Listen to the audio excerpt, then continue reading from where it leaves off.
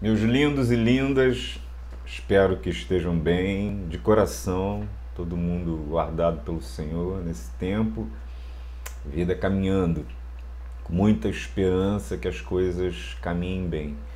A gente vai fazer uma parada de 2 semanas, nessa semana e na próxima semana, sobre os nossos estudos do livro de Marcos.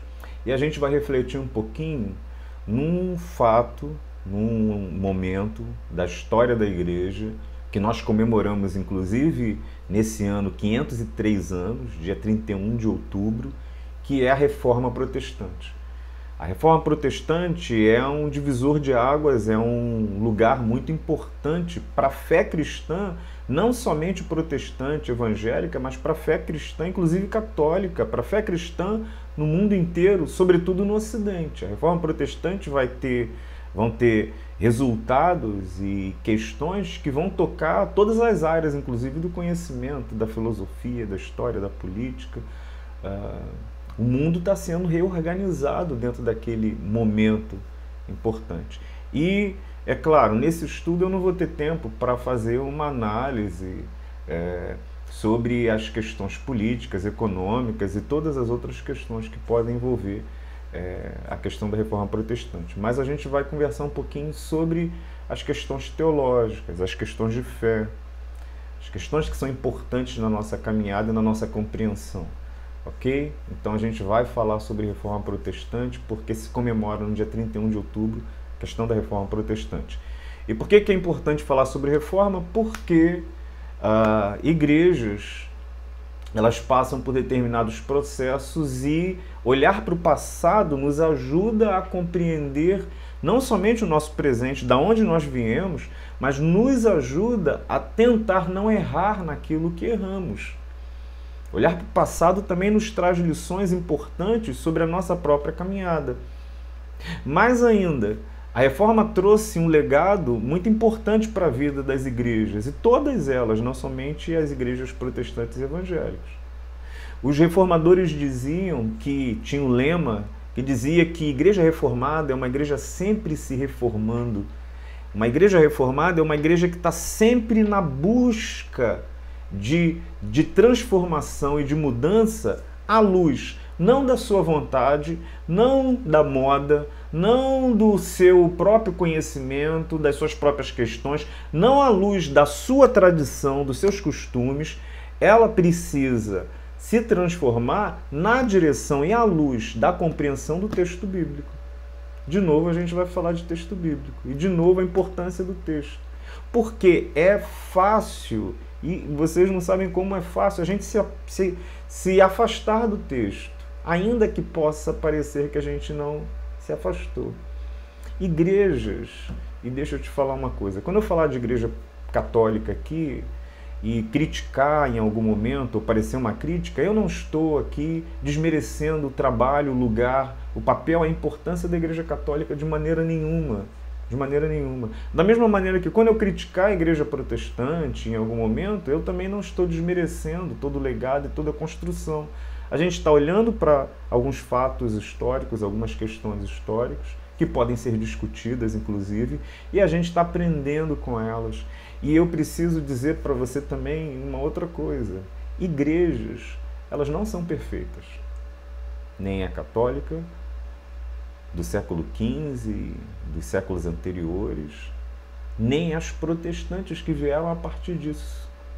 Nem os reformadores são perfeitos. Foram homens com erros, com dificuldades, com vacilações, ganharam uma iluminação do Espírito, mas também cometeram nas suas próprias caminhadas determinados erros. Então a gente não está falando de uma igreja perfeita. Igreja não é perfeita, mais ainda, teologia não é perfeita. E por que a teologia não é perfeita? Porque a teologia é o nosso exercício, é o exercício do ser humano, o exercício do homem, na compreensão de Deus, na compreensão daquilo que Deus se revelou. Então é o nosso esforço de compreender a revelação de Deus. E por que esse esforço não é perfeito? Ele não é perfeito, primeiro, porque nós não somos perfeitos. E segundo, porque não dá para compreender Deus naquilo que que Ele é. Como diz lá a música, ninguém explica Deus. Deus vai muito além daquilo que nós conseguimos captar e compreender. A Bíblia, inclusive, ela não é maior do que Deus. A Bíblia contém a revelação de Deus, mas Deus é muito além disso. Inclusive, o próprio autor bíblico Lucas, ele vai registrar, ele vai dizer que se tudo que Jesus fez, disse, fosse registrado, não caberiam livros. Não caberiam livros. Mas o registro que fez teve uma finalidade. Então essa finalidade é o nosso trabalho. Compreender essa finalidade, compreender é o nosso exercício. Igrejas não são perfeitas, teologia não é perfeita, então está tudo acabado, então nada presta, então a gente não faz o trabalho de pensar e de compreender o texto bíblico? Não. Por quê? Porque Deus se deu ao trabalho de comunicar, de revelar o desejo dele, o querer dele a gente imperfeita como nós. Com a finalidade de nos dar não somente a transformação, o cuidado dele, mas uma missão em relação à sua vontade. Então, nós devemos sim nos esforçar de ir na direção, buscando clareza, buscando entendimento, buscando o cuidado de Deus nessa nossa caminhada. Ok? Igrejas, deixa eu te falar uma outra coisa, igrejas mudam e elas também estagnam. Elas mudam e elas estagnam. Porque tudo no mundo vivo, na sociedade viva, muda. Pessoas mudam, a natureza muda, a maneira de pensar muda, igrejas também mudam. Compreensões, percepções também mudam. Quer ver, vou te dar um exemplo muito simples. Eu fiz uma brincadeira com uma classe de novos convertidos aqui na igreja e eu pedi para que eles desenhassem numa folha de papel uma igreja. E não disse mais nada. Eles ficaram ali meio em dúvida, alguns perceberam que era uma pegadinha e tal, e aí aos pouquinhos foram fazendo desenhos. E depois a gente pegou os desenhos e conversou sobre eles. E aí todo mundo sabia que igreja é a comunidade, é a gente, mas ninguém conseguiu não representar no desenho o templo. Todo mundo teve que colocar um templo, e o templo era central no desenho. O templo, para eles, no final das contas, era a igreja. Era para onde as pessoas iam, era da onde as pessoas saíam, era o lugar de desejo, lugar de reunião, a igreja. Era a igreja. E aí eu estava mostrando para eles que essa percepção do templo como igreja é uma percepção que foi mudando ao longo do tempo. Porque só no terceiro, quarto século da era cristã é que a gente vai ter os grandes templos sendo construídos no formato, na arquitetura romana. Antes você tinha grupos muito simples, envolvidos com a prática da vida, das boas obras, na leitura do texto, na compreensão daquilo que está sendo dito, mas a igreja foi se estruturando, foi se organizando ao longo de 300, 400 anos. E aí se você coloca o tempo vai fazendo com que algumas coisas mudem. Então se eu falo hoje sobre igreja para alguém, alguém vai logo associar ao templo. Por isso que quando começou a pandemia e a gente teve que de alguma forma dar uma parada no ajuntamento, né, e fechar os templos, as pessoas começaram a dizer, fecharam a igreja. Fecharam a igreja. Não fecharam a igreja, fecharam o templo.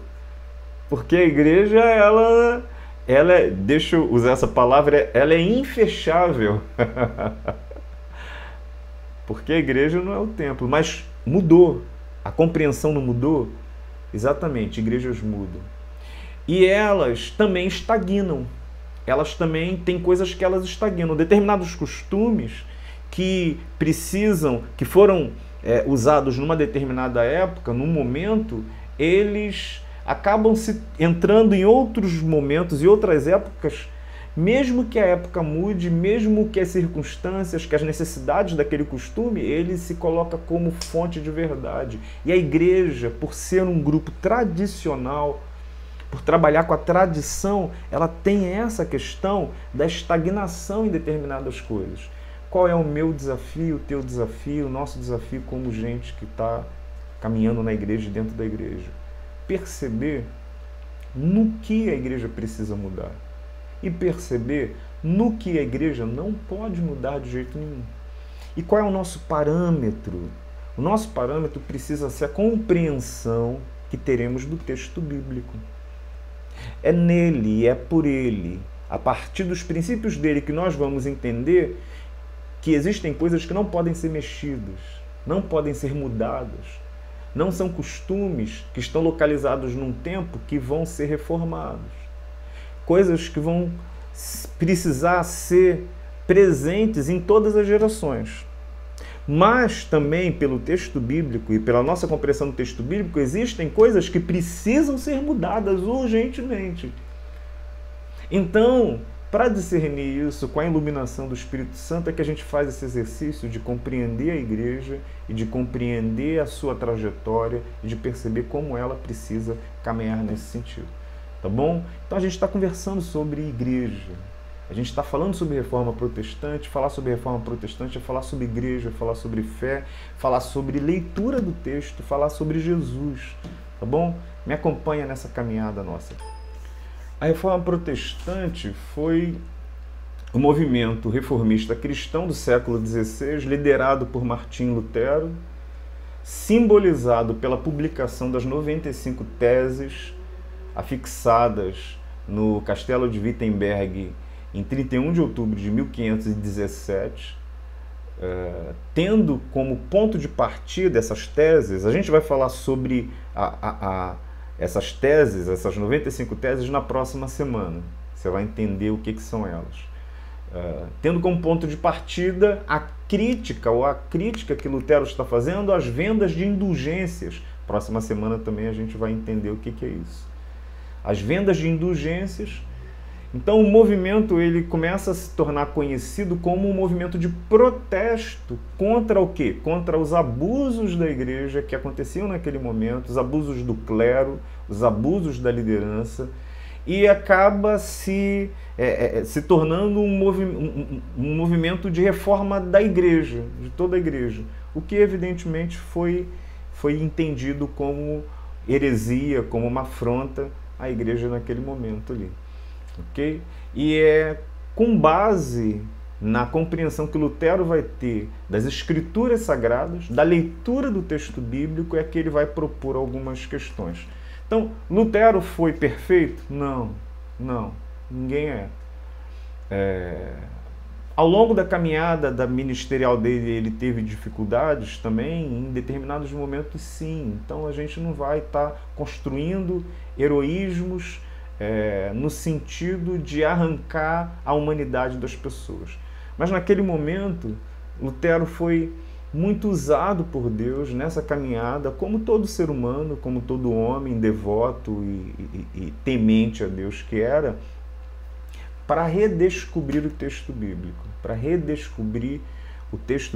e para levar o texto de novo para a vida da sua igreja de então.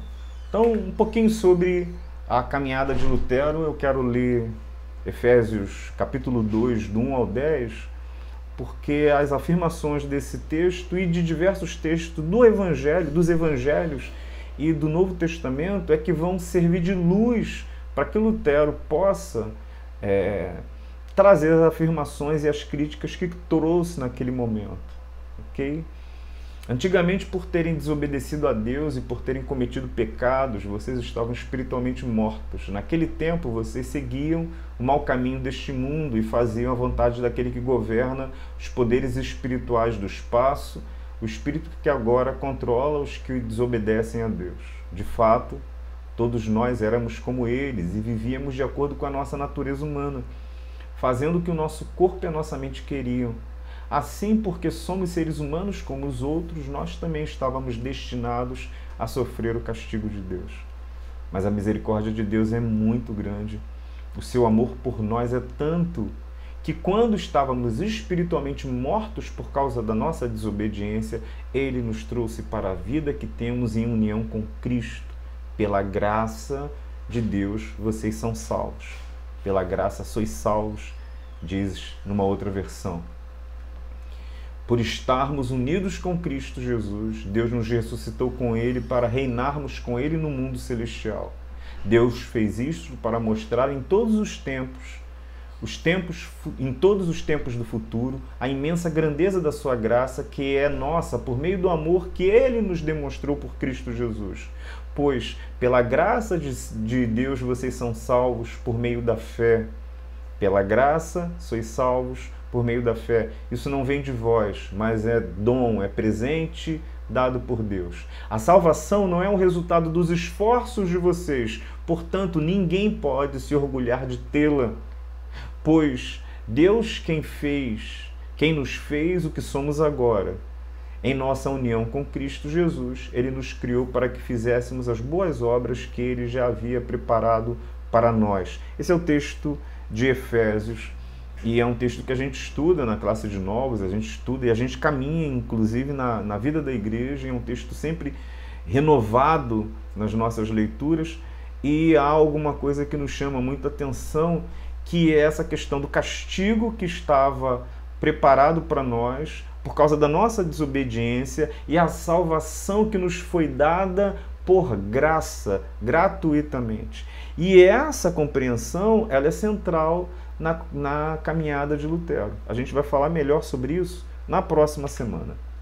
Entendeu? Então, alguns fatores que eu poderia colocar aqui como determinantes para o movimento reformador. O movimento da reforma, ele vai acontecer, ele vai ter sucesso em Lutero, porque antes de Lutero já havia uma certa insatisfação caminhando na igreja, uma insatisfação da prática dela. A prática dela, aos poucos, foi se afastando daquilo que se entendia na época, por alguns, como práticas do texto bíblico. E por isso que há a rachadura, por isso que há ali o litígio entre eles. Okay? Então, tem uma série de personagens conhecidos como pré-reformadores. Claro, a gente coloca a reforma como ponto de marcação, que não tiveram o sucesso que entende-se que Lutero teve. Morreram, foram executados, queimados. John Hus, queimado na fogueira, Zwinglio, e outros que vieram, outros movimentos de transformação, de renovação. Ninguém queria romper com a igreja, não era essa a ideia inicial. A ideia era que ela pudesse retornar à compreensão do texto bíblico. Mas, para que Lutero tivesse o sucesso que teve, diferente de outros, alguns fatores no mundo, eles foram importantes. O mundo estava sendo organizado e transformado. A gente está falando de 1517, que é a fixação das teses ali. Você pode lembrar de um monte de coisa que aconteceu no mundo nesse período aí de tempo. O mundo está passando por uma revolução muito importante. Você tem, por exemplo, o descobrimento das Américas, ok? 1492, você tem descobrimento do Brasil. Então as grandes navegações estão acontecendo nesse momento. Revolução na área científica, ok?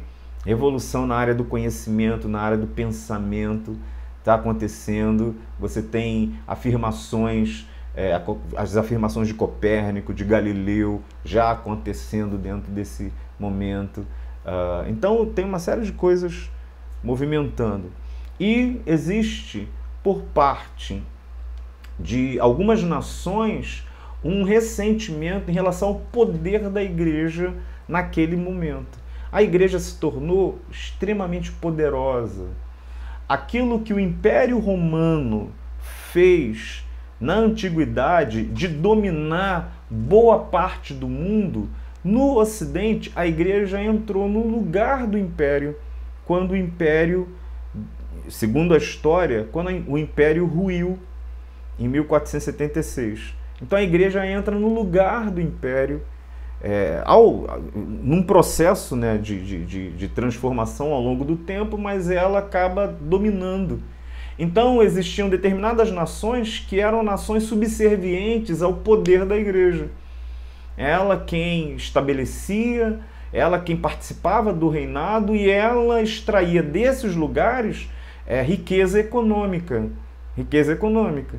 ok? Então tem a ver com dinheiro, tem a ver com movimentos políticos aí. Então o nacionalismo que começa a crescer de determinadas nações, sobretudo na Alemanha, com relação ao escoamento da sua riqueza para os cofres da igreja, deu forças aos alemães de apoiarem Lutero. Lutero era alemão, ok?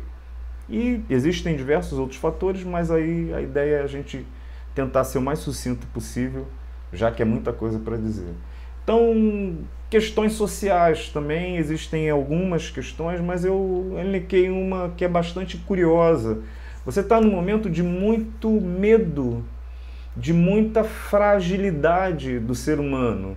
Você tem fomes periódicas, a peste bubônica que dizimou boa parte da população europeia.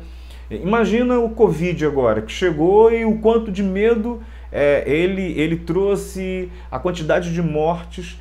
E aqui no Brasil e no mundo inteiro, a gente não chega, contabilizando todas as mortes, ao número de mortes que teve, por exemplo, na peste bubônica. Quando se fala em mais de 10, 13 milhões de mortos.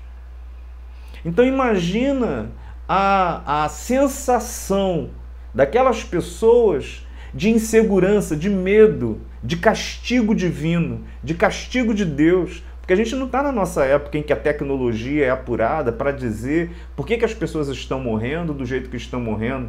As pessoas adoecem e eles não sabiam exatamente por quê. Vão descobrir mais tarde a questão do rato. Mas por que se adoece? Por que então, sanitariamente, muito ruim as cidades, a sanitização das cidades e por aí vai. Muita gente morrendo, então muita insegurança, ansiedade, melancolia, pessimismo. Nesses momentos, evidentemente, o medo da morte faz com que você se abra para alguma coisa, alguma força para além de você que possa resolver aquela situação. E nesse lugar, a igreja, ela coloca também a sua mão, porque ela se torna uma espécie de porta de condução para o céu. Então, se tem muita gente com medo, se tem muita gente com medo do inferno, do fogo do inferno, medo das catástrofes, medo de Deus, a igreja se torna um porto, um oásis no meio daquela situação. Então, essas questões também, e o mau uso por parte da igreja daquele momento, dessas questões foram importantes também para a questão do movimento da reforma. Você tem questões morais sérias. Já se dizia no meio da igreja, reforma na cabeça e nos membros. Se gritava em determinadas reuniões, reforma na cabeça e nos membros. Porque entendia-se que a igreja em algum momento precisava de transformação, precisava de renovação. O que estava acontecendo?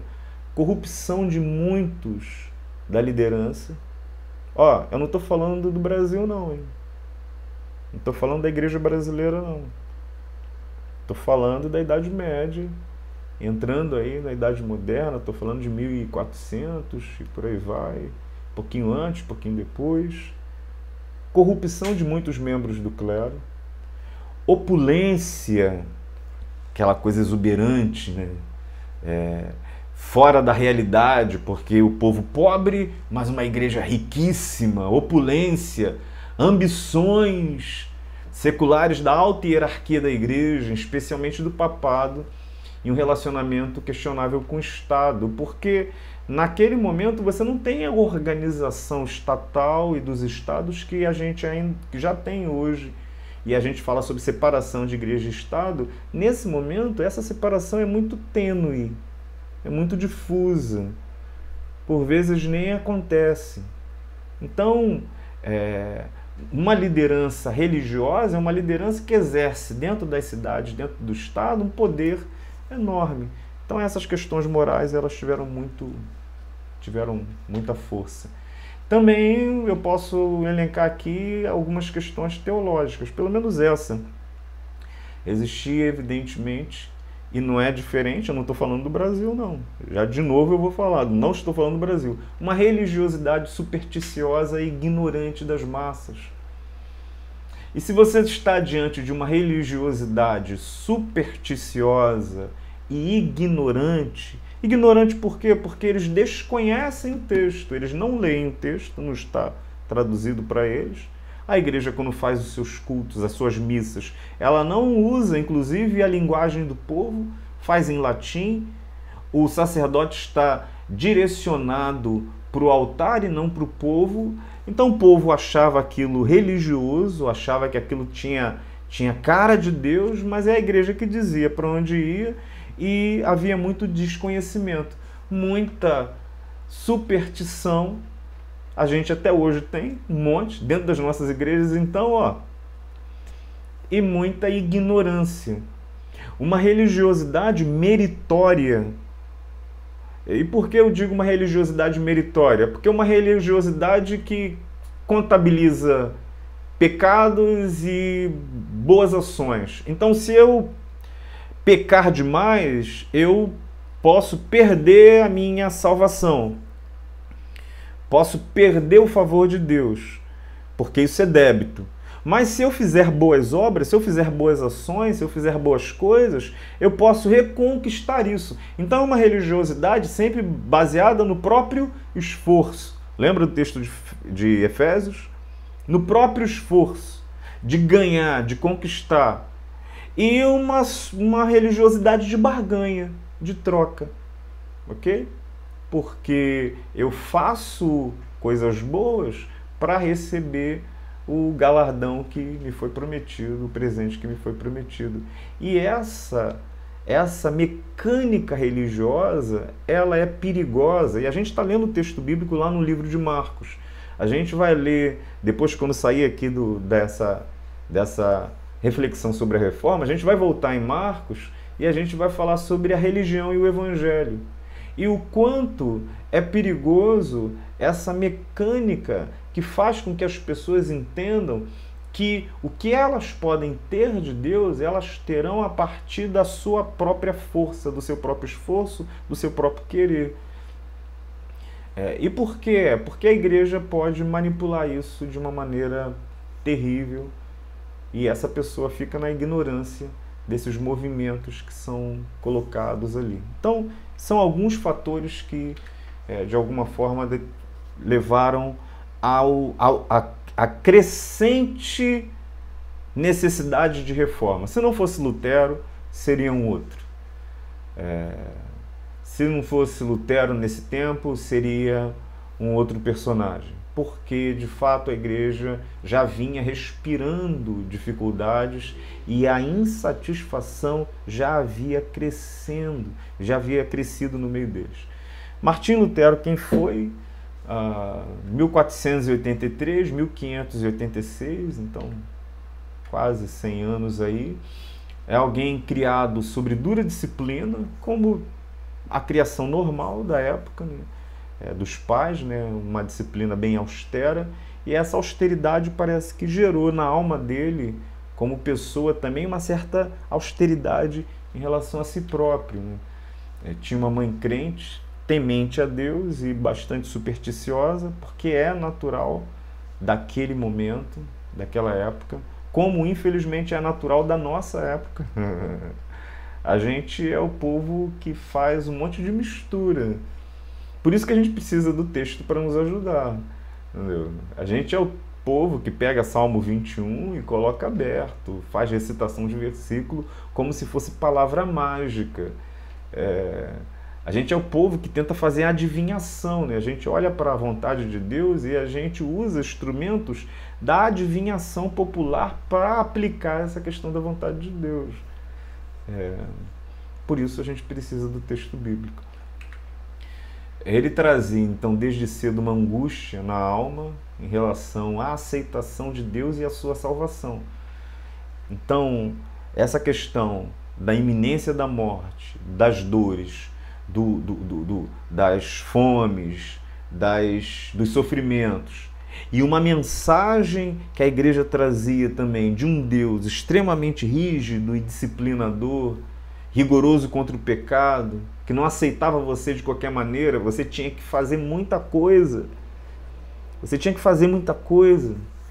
Você vê, e aí eu, de novo, entenda que o que eu estou dizendo, eu não estou querendo criticar, desmerecendo a atuação, o trabalho e a devoção do povo. O nosso povo, ele é crédulo e é um povo simples. O povo brasileiro, inclusive, eu digo, é um povo simples, é um povo querido.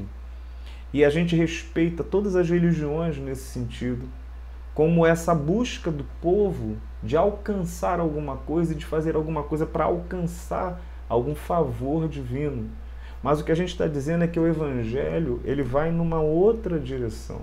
Numa outra direção. Então você vê que alguém, para ter uma graça de Deus, ele vai fazer uma peregrinação, ele vai subir a escadaria, ele vai oferecer um culto, ele vai dar um presente a Deus para que ele receba alguma coisa em troca. Isso vem desse tipo de mentalidade. Um Deus que não te aceita de qualquer maneira, porque é um Deus muito exigente. E essa angústia que tomava a vida de Lutero é a angústia que de alguma forma o perseguia. E sua maneira austera faz com que essa angústia cresça mais ainda. Ele tinha grande capacidade de trabalho e muita força de vontade, mas essa maneira angustiosa, disciplinada, de viver, o acompanhou na caminhada. Na peregrinação que a gente tem da vida de Lutero, ele em determinado momento quase morre atingido por um raio, diz nas suas biografias, né, na sua história, e ele, cheio de medo, ele clama a sua padroeira, Santa Ana, e ele pediu: Santa Ana, ajude-me e me tornarei monge. O seu pai queria que ele seguisse a carreira de direito, inclusive seu pai ficou muito entristecido com ele na época, mas porque ele foi liberto daquele momento, ele decide devotar-se à carreira e à vida monástica, ele se torna um monge. E foi assim, a faca e o queijo para ele, porque a sua maneira austera e encontra no monasticismo da época, então, o lugar ideal para que ele pudesse estar ali, se colocando diante daquelas questões. Lutero, ele tinha um profundo ascetismo bastante rigoroso. Ascetismo, palavra dei mole, né? Complicada colocar a palavra aí. Uma espécie de exercício espiritual com um certo rigor. Você tem flagelos, você tem a pessoa com altos jejuns, ajoelhado em posições difíceis, com caroços debaixo do joelho, tudo para tentar apagar a sua culpa, o seu pecado diante de Deus, assim. Então ele é bastante rigoroso. Diz um pouquinho da história dele, que me foi compartilhada, que em um determinado momento na vida de Lutero, ele tinha lá um confessor, um padre para quem ele se confessava, e o padre passava para ele as penitências. E Lutero era tão difícil nesse sentido que, em determinadas circunstâncias, ele passa um bom tempo com o confessor e faz as confissões, e aí sai da presença do confessor. Aí, quando ele sai da presença dele, o confessor vai e sai do recinto, aí ele vem atrás. E aí ele volta, e o confessor pergunta: mas o que houve, Lutero? Ele fala assim: não, tem mais pecados que eu esqueci, me ocorreu agora alguma coisa que eu esqueci. O confessor parece que já estava cansado, inclusive deu para ele como remédio estudar o texto bíblico, dar aula de Bíblia. Lutero foi um exímio estudioso, conhecedor do grego, do hebraico, e foi exatamente esse movimento de voltar ao texto, de ler, de entender, de traduzir, de compreender o texto, que foi dando para ele os caminhos para que ele compreendesse qual era o problema dele e por que ele vivia aquele tipo de angústia. ele também passa por uma experiência importante, já como monge, no inverno de 510, 512, a ordem dele o envia para Roma a negócios. E quando ele chega em Roma, e Roma era tinha a Basílica de São Pedro, Roma era a Catedral da Fé, Roma era onde ele viria as marcas da fé cristã ao longo da história, as relíquias dos santos. E quando ele chega, ele se decepciona com a corrupção e com a luxúria da liderança romana. Então essas decepções vão gerando nele uma outra perspectiva a respeito da igreja, do lugar dela. E ele acaba encontrando paz interior no estudo das Escrituras, como professor de Bíblia e conhecedor das línguas originais. Como eu já disse, foi aquilo que de alguma forma deu norte, deu centro para ele. Deixa eu te falar agora um pouquinho, e a gente vai terminar dizendo isso. Como que, de alguma forma, a imagem de Deus no mundo de Lutero vai dar a ele uma compreensão que somente o Evangelho para reformar, somente a compreensão do texto bíblico para ajudá-lo a, de fato, sair daquele tipo de lugar e de armadilha. Então, deixa eu falar um pouquinho sobre a imagem de Deus no mundo de Lutero, apresentando algumas questões só para que a gente possa chegar ao final desse encontro de hoje. Tá bom? Então, qual era a imagem de Deus no mundo de Lutero? Na verdade, toda sociedade tem uma percepção de Deus. Na nossa sociedade também existem percepções, compreensões de Deus e de Jesus. No mundo de Lutero, provavelmente a imagem de Deus tinha a ver com um Deus irado e o seu perdão condicional.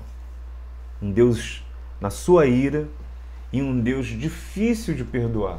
Perdoando, mas com muito custo. Só quem merecia de verdade, quem era de fato merecedor, e por isso, na iminência da dor, da angústia, da morte, os seres humanos queriam se tornar merecedores desse perdão. Esse texto aqui são palavras do próprio Lutero. Estremecia e tornava-me pálido ao ouvir alguém mencionar o nome de Cristo, porque fui ensinado a considerá-lo como um juiz encolerizado. Fomos ensinados que devíamos, nós mesmos, fazer propiciação por nossos pecados, que não podemos fazer compensação suficiente por nossa culpa, que é necessário recorrer aos santos nos céus, aclamar a Maria para desviar de nós a ira de Cristo, porque Cristo está encolerizado, conforme pode dizer o Salmo 2, e nada que a gente faça é suficiente para apagar a sua cólera. Embora Deus fosse misericordioso e Cristo tivesse morrido pelos pecados do mundo, a responsabilidade do pecador era agir em favor da sua própria alma, com rigorosa autoanálise, boas obras e abnegação, oração e práticas piedosas. Deus está disposto a perdoar o pecador, mas existem condições que precisam ser atendidas, que só o pecador pode realizar. Acima de tudo, o pecador deve estar genuinamente contrito e deve fazer uma confissão sincera e completa. Então essa é a compreensão dele. E por que Lutero tem essa compreensão de Deus e seu perdão condicional? Provavelmente por conta da pedagogia da igreja, da pregação da igreja, da teologia da igreja, da caminhada da igreja naquele tempo. Por exemplo, existia naquela época já uma compreensão bastante desenvolvida sobre a questão do purgatório. A gente hoje fala de purgatório, o que é purgatório e tal, a questão do purgatório.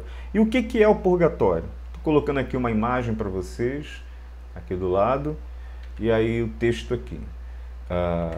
Deixa eu colocar aqui um texto da Santa Catarina de Gênova, 1447 a deve ser 100 anos depois. Tratado sobre o purgatório, o texto.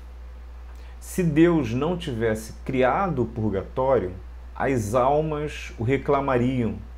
São elas próprias que, comparecendo ao tribunal de Deus e vendo-se manchadas de culpas, culpas mesmo que pequenas, lançando-se no purgatório, lançam-se no purgatório, tamanha a aversão que elas concebem do pecado. Esse é um texto que a Santa Catarina de Gênova traz, e ela está dizendo que mesmo que não existisse, se Deus não tivesse criado, o que ela está dizendo é que na verdade Deus criou. Mas se Deus não tivesse criado, o teu pecado reclamaria, porque você tem tanta aversão ao pecado, tem tanta aversão àquilo que está em você, que você queria um lugar que pudesse, ou um estado que pudesse apagar, acabar, limpar com as tuas culpas de uma maneira definitiva.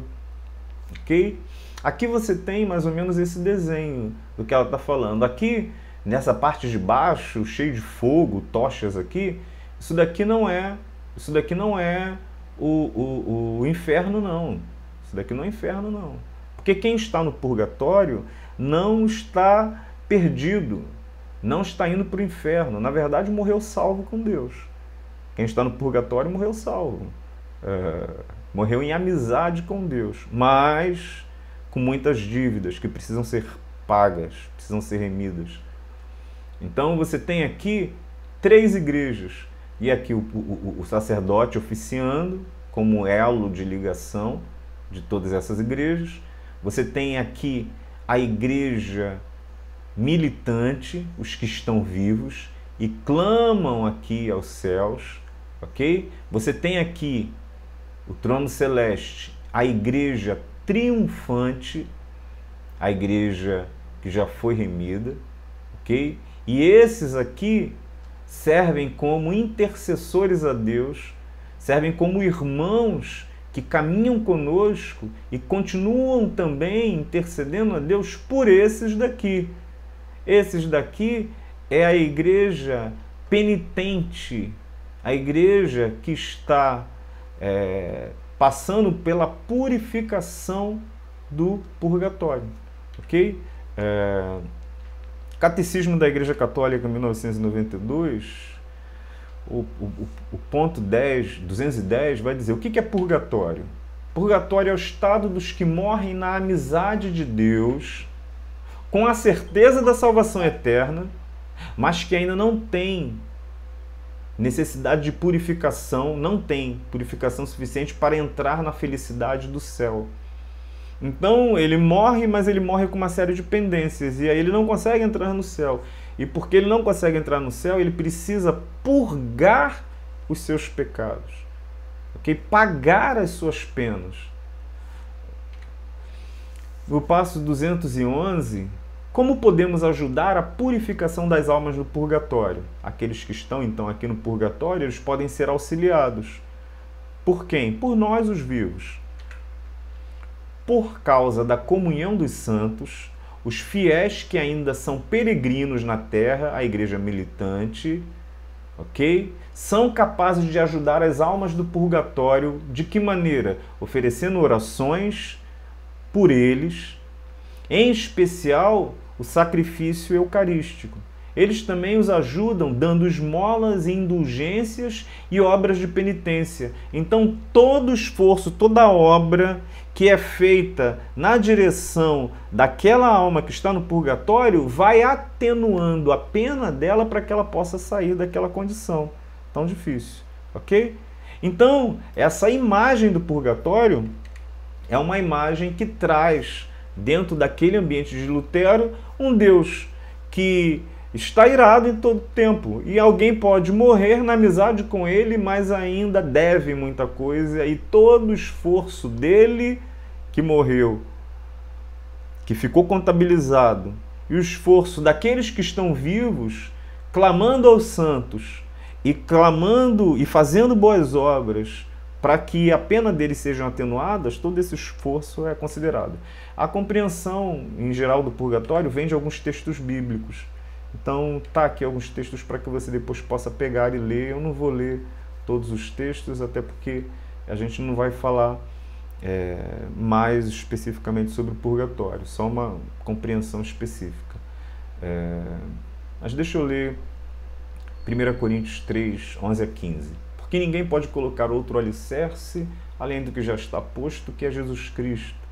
Se alguém constrói sobre esse alicerce, usando ouro, prata, pedras preciosas, madeira, feno ou palha, sua obra será mostrada, porque o dia a trará a luz, pois será revelada pelo fogo, que provará a qualidade da obra de cada um. Se o que alguém construiu permanecer, esse receberá recompensa. Se o que alguém construiu se queimar, esse sofrerá prejuízo. Contudo, será salvo como que escapa através do fogo. Então foi a interpretação desse texto e de outros textos, na verdade, que foram gerando na compreensão da igreja a existência de um estado em que você precisa ainda pagar por suas penas para que possa entrar na felicidade do céu. Por quê? Porque Deus, ele abomina o pecado e ele é um Deus irado contra toda iniquidade e você precisa se esforçar muito para conseguir o favor dele. Ok? É essa a compreensão. Uma outra, para a gente terminar nosso tempo, a imagem de Deus, ou o imaginário de Deus no mundo de Lutero. E aí eu estou dizendo que a noção que Lutero tem de Deus e a noção que os cristãos ali daquela época têm de Deus, como um Deus irado, com perdão condicional, vem da caminhada da igreja, da prática da igreja, da pedagogia da igreja. Porque existia uma pedagogia do medo. Uma pedagogia do medo. Uma prática quanto mais costumeira na vida da igreja, que ao invés de apresentar às pessoas o favor divino, aquilo que a gente tem conversado nas nossas lições, apresenta para a igreja um Deus que está ali vigilante sobre todo erro, sobre toda questão. E aí um dos instrumentos para esse lugar também são os tribunais da Santa Inquisição. Não vou falar sobre a Inquisição, inclusive cabe aqui dizer para vocês o seguinte: se vocês forem fazer uma pesquisa simples no YouTube e qualquer outro lugar, em livros de história que são os lugares adequados para que você possa pesquisar sobre esses temas, você vai ver que os autores às vezes divergem. Okay? Você tem autores seculares que vão falar da Inquisição e de números enormes de mortandade, de cristãos, de mulheres, de judeus, de muçulmanos. E você vai ter autores religiosos, sobretudo católicos, que eles vão diminuir esses números, eles vão enxergar que existe muita invencionice e muita crendice em relação à questão do que foi a Inquisição. Então, você tem que tirar suas conclusões, mas independente do que foi ou que não foi, a igreja não pode olhar para essa página da sua história com alegria. Independente se ela foi de mais ou se ela foi de menos, essa página não traz alegria. E sim, no mundo de Lutero já existia um ideário, uma manifestação em relação à questão da Inquisição. Uma outra coisa que é importante que você entenda é o seguinte: a igreja ocupa um papel social muito importante nessas sociedades, de tal maneira que você às vezes não tem o instrumento do Estado, os tribunais, por exemplo, que a gente tem hoje. Se alguém roubar, se alguém matar, se alguém fizer alguma coisa ilícita, você tem uma série de instâncias para que essas pessoas sejam colocadas. Se alguém, por exemplo, praticar o racismo contra alguém, você denuncia ela, mas nesse tempo essas instâncias não estavam organizadas, sequer existiam em algumas circunstâncias. Então é a igreja que ocupa esse lugar. Então os tribunais da Santa Inquisição, eles vão na direção de punir ou de verificar o dolo, o pecado, nas questões teológicas, nas questões de fé, mas também nas questões morais, nas questões sociais. Sodomia, poligamia, práticas homossexuais, sodomia, né, e por aí vai. E a igreja, ela também se torna um tribunal dessas questões. E o que os tribunais da Santa Inquisição, eles acabam mostrando? Mostram um Deus irado contra o pecado e o mal proceder. De tal maneira que era dura coisa, como diz o texto bíblico, cair nas mãos do Deus vivo, né? Eu não vou gastar muito tempo aqui, a gente está chegando no final, mas eu quero passar só algumas questões para vocês. Então, a ação se estendeu por vários reinos cristãos, até meados do século XVIII, veio até o século XIX, inclusive, sobretudo em Portugal, Espanha, ok? Mas tocou algumas nações, um pouco mais, um pouco menos. Algumas fases do processo inquisitorial, a questão do interrogatório, a vítima era submetida a torturas horríveis no ato do processo inquisitorial. Então você tem fases aqui bastante difíceis, instrumentos e um refino de tortura que você olha para o ser humano e fala como é que o ser humano é capaz de fazer isso com outro ser humano, mais ainda como é que gente com texto bíblico é capaz de fazer isso. Não achem que isso daí é um legado só daquele tempo e daquela igreja. Você vai perceber que nós, aqui que estamos hoje, também fazemos isso em diversas circunstâncias. Ok? Fases do interrogatório. Aqui uma jovem sentenciada por suposto ato de bruxaria, segundo os relatos, muitas mulheres tidas como bruxas, e por causa disso elas eram perseguidas. Gente que praticava outras religiões também eram perseguidas, homossexuais perseguidos. Ok? Então você tem aqui instrumentos, instrumentos de tortura, mesa da evisceração. E assim, existe um requinte de crueldade, porque a ideia era arrancar do examinado a sua confissão e que ele delatasse também todas as outras pessoas que estavam ali, ou na prática moral errada, como eu já disse, ou nas compreensões da fé de maneira errada. Toda compreensão que fosse herética, entendida como heresia, era também punida de uma maneira bastante importante. Tanto que você tem pré-reformadores que foram mortos pela igreja nesse sentido. A gente vai falar um pouquinho mais sobre isso, para que vocês também não achem que isso daí é uma... então a Igreja Católica, ela realmente é uma demônia, porque o que ela fez... Não, eu quero te chamar a atenção que a Igreja Protestante também cometeu, a gente tem também atos difíceis por parte dos reformadores e até hoje a gente vê determinadas circunstâncias que são muito amedrontadoras. Então, como eu disse para vocês, só há alguma maneira de nos salvar e nos ajudar nesse processo, que é a compreensão do texto, a iluminação das nossas vidas a partir do texto e a partir do Espírito Santo e a caminhada com Deus, ok? Igrejas erram, pessoas erram e a gente passa por isso. Despertador, subia-se a vítima deixando cair com todo o peso do corpo contra o ânus e as partes sexuais mais sensíveis sobre a ponta da pirâmide, esmagando os testículos, o cóccix, no caso de uma condenada, a vagina, causando dores atrozes. Então tem uma série de outros slides, eu vou deixar aqui. Quando você receber os slides, você vai receber isso tudo aí. A gente vai, até esse momento, tentar olhar isso daqui. Então, instrumentos de tortura também. Ok? Não vou falar de cada um deles, mas você vai ter possibilidade de ver um pouquinho, de ler um pouquinho. Ok?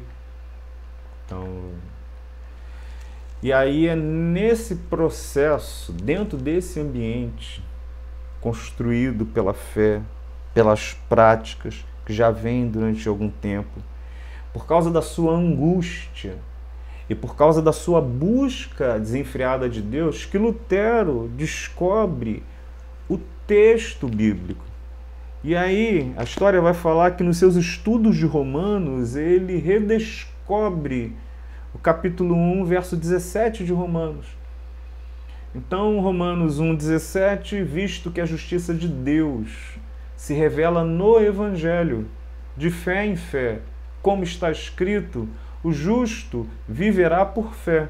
E aí um depoimento do próprio Lutero. Finalmente, pela misericórdia de Deus, meditando de dia e noite, dei ouvidos ao contexto das palavras. A justiça de Deus se revela no Evangelho de fé em fé, como está escrito, o justo viverá por fé. Então comecei a compreender que a justiça de Deus é aquela mediante a qual o justo vive por uma dádiva de Deus e não pela justiça própria, ou seja, pela fé. E é este o significado. A justiça de Deus é revelada pelo Evangelho, a saber, a justiça passiva, com a qual Deus misericordioso nos justifica pela fé. Segundo está escrito, o justo viverá por fé. Aqui senti como se renascesse totalmente e entrasse no paraíso pelos portões abertos, não passando por purgatório, qualquer outro lugar, mas com os portões abertos. Ali uma faceta totalmente nova da Bíblia revelou-se para mim. Você está falando de um monge estudioso, devoto, sério nas suas obrigações, como todo religioso sério, mas que precisou redescobrir o texto bíblico. Semana que vem, então, o que a gente vai fazer? A gente vai olhar, então, para as questões mais dessa compreensão e dessa ruptura teológica que vai acontecer na igreja, no meio da igreja. E a gente vai perceber o quanto que essas marcas da reforma, que são marcas que formaram o protestantismo, o quanto elas também estão ausentes das nossas próprias comunidades, hein? Talvez a gente chegue no final desse tempo orando a Deus e clamando a misericórdia dele e percebendo que talvez a igreja evangélica hoje é quem precise de uma reforma. Deus te abençoe. Bate sua cabeça. Pai bendito e amado, permita, com toda a misericórdia do Senhor, que haja entendimento, que haja lucidez, que haja iluminação do Teu Santo Espírito, a Tua palavra e ao Teu querer. Acima de tudo, Pai, que haja também no nosso coração respeito pelos outros, respeito por todas as fés, por todas as expressões e um profundo senso de amor por aquilo que Cristo fez por nós e de gratidão por aquilo que Cristo deu a cada um de nós. Permita que a Tua palavra invada espaços, toque, entre em espaços que somente ela pode entrar nas nossas vidas, no nosso coração e nos lugares e na vida das pessoas. Guarda-nos. Obrigado, porque o Senhor nunca nos desamparou. Nós choramos em nome de Cristo. Amém, Senhor.